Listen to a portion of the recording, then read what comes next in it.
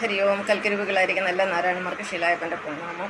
ഇന്ന് വിഷ്ണുവിടെ 80ാമത്തെ പാഠമാണ്. സനാതന മൂല്യങ്ങളെക്കുറിച്ചാണ് നമ്മൾ പഠിച്ചുകൊണ്ടിരിക്കുന്നത്. സനാതന മൂല്യങ്ങൾ 24 ഇതിനെ സാത്വിക മൂല്യങ്ങളെന്ന് പറയുന്നു, അല്ലെങ്കിൽ പോസിറ്റീവ് വാല്യൂസ് എന്ന് പറയുന്നു.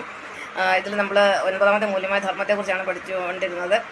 ഈ പ്രപഞ്ചത്തിലുള്ള ഓരോ വസ്തുക്കൾക്കും ഓരോ ജീവജാലങ്ങൾക്ക് ഓരോ ധർമ്മമുണ്ട്. മനുഷ്യൻ നമ്മൾക്ക് ധർമ്മമുണ്ട്. ഈ ധർമ്മം ഇന്ന് മനുഷ്യൻ അനുഷ്ഠിക്കുന്നില്ല. കാരണം മനുഷ്യൻ ഈശ്വരഭക്തിയില്ല, അതുകൊണ്ടാണ് ധർമ്മം അനുഷ്ഠിക്കാത്തത്.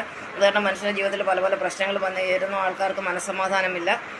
ഇപ്പം ധർമ്മത്തെക്കുറിച്ച് പറയാൻ, ഞാൻ എൻ്റെ ധർമ്മത്തെക്കുറിച്ച് പറയാൻ, ഞാനൊരു അമ്മയാണ്. എൻ്റെ മാതൃധർമ്മമൊക്കെ ഞാൻ ഓൾമോസ്റ്റ് നിറവേറ്റി കഴിഞ്ഞു. ഭാര്യാധർമ്മം ഇപ്പോൾ എനിക്ക് നിറവേറ്റാൻ പറ്റുന്നില്ല. കാരണം കഴിഞ്ഞ 5 വർഷമായിട്ട് ഞാൻ ഈ ഒരു ഡ്യൂട്ടിയിലാണ്. 24 hour ഡ്യൂട്ടി എന്ന് പറഞ്ഞാൽ കെയർ ടേക്കർ ജോബാണ്. വീടുകളിൽ താമസിച്ചുകൊണ്ട് പ്രായമായ അമ്മമാരെ സംരക്ഷിക്കുന്ന ഒരു ജോലിയാണ്. ആ ജോലിയിൽ ഇരുന്നുകൊണ്ടാണ് ഞാൻ എൻ്റെ ഈ വർക്കെല്ലാം ചെയ്യുന്നത്.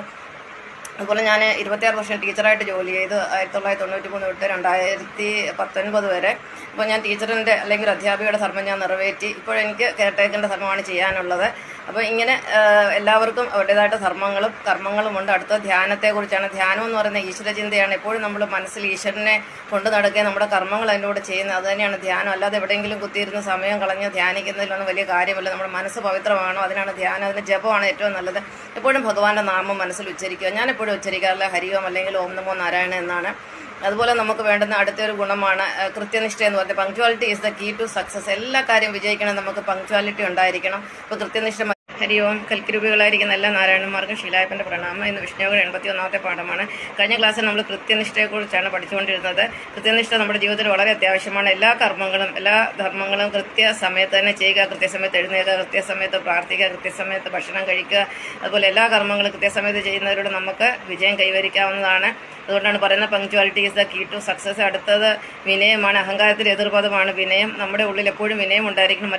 മറ്റുള്ളവരുടെ മുന്നിൽ നമ്മൾ അഹങ്കാരം കാണിക്കാൻ പാടില്ല. അഹങ്കാരത്തിൽ ഒരു കണികയെങ്കിലും നമ്മുടെ ഉള്ളിലുണ്ടെങ്കിൽ നമുക്ക് ഈശ്വര സാക്ഷാത്കാരം സാധ്യമല്ല.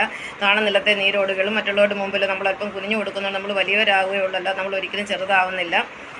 അടുത്തത് ബഹുമാനമാണ്. വിനയത്തെ പോലെ വളരെ പ്രാധാന്യമാണ് ബഹുമാനത്തിന്. മറ്റുള്ളവരെ ബഹുമാനിക്കാൻ പഠിക്കണം. മറ്റുള്ള മതങ്ങളെ, നമ്മളെക്കാട്ടി മുതിർന്നവർ ആരെങ്കിലുമൊക്കെ നമ്മുടെ വീട്ടിൽ വരുമ്പം പ്രായമുള്ളവർ ആയാലും അതിഥികളായാലും നമ്മൾ എഴുന്നേറ്റ് കൊടുക്കുക, അവരെ ബഹുമാനിക്കുക. അതുപോലെ തന്നെ ഗുരുക്കന്മാരെ എല്ലാവരും നമ്മൾ ബഹുമാനിക്കേണ്ടതാകുന്നു. മൂത്തവരെ നമ്മൾ പേര് ചൊല്ലി വിളിക്കാൻ പാടില്ല. മൂത്ത നമ്മളെക്കാട്ടി പ്രായമുള്ളവരെ ചേച്ചിയെന്നോ ചേട്ടാന്നോ. ഇനിയും ഹസ്ബൻഡിനെ ആയാലും ഇന്നത്തെ കാലത്ത് ആളുകളൊക്കെ പേര് ചൊല്ലിയാണ് വിളിക്കുന്നത്. അതൊന്നും ബഹുമാനമല്ല, അതൊന്നും സനാതനമല്ല. അപ്പം ബഹുമാനം വളരെ അത്യാവശ്യമാണ് നമ്മുടെ ജീവിത വിജയത്തിന്. അടുത്തത് ക്ഷമയാണ്. മറ്റുള്ളവരുടെ തെറ്റുകളൊക്കെ നമ്മൾ ക്ഷമിക്കുക. നമ്മളോട് പലരും പല തെറ്റുകളും ചെയ്തിട്ടുണ്ടാവും, അതൊക്കെ നമ്മൾ ക്ഷമിക്കുക. നമ്മൾ മറ്റുള്ളവരുടെ തെറ്റുകൾ ക്ഷമിക്കുമ്പോൾ നമ്മുടെ തെറ്റുകളും ഭഗവാൻ ക്ഷമിക്കുമെന്നാണ്. ഇത് ബൈബിളിലെ വളരെ പ്രസിദ്ധമായൊരു വചനമാണ്.